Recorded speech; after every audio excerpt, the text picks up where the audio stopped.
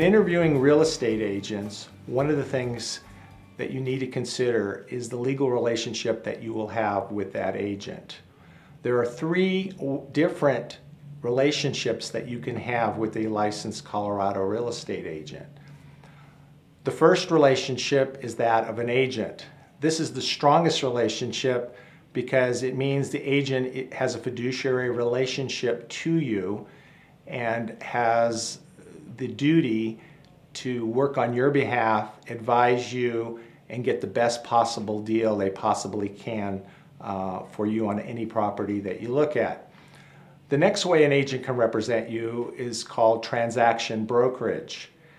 This normally happens when an agent is working with a buyer and a seller on the same house.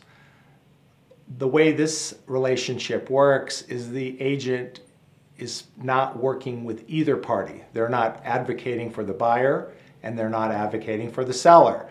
They're supposed to be neutral and just putting the paperwork together, and they're not supposed to be giving advice to the buyer or the seller. The third way they can represent you is as a customer.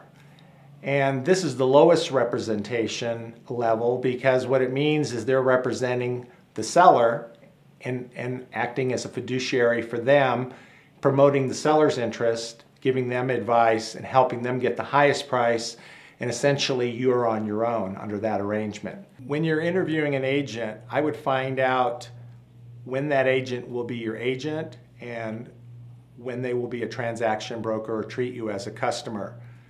Agents that work with buyers and sellers routinely have different relationships with different clients depending on if they're involved with the seller or they're involved with the buyer or if they're trying to represent both parties on the same transaction. So it's really important for you as a consumer to understand in what instances you're going to have that agent as your fiduciary person who's going to be 100% loyal to you, and if there are going to be any instances where that agent will not be representing you fully and will have a different relationship.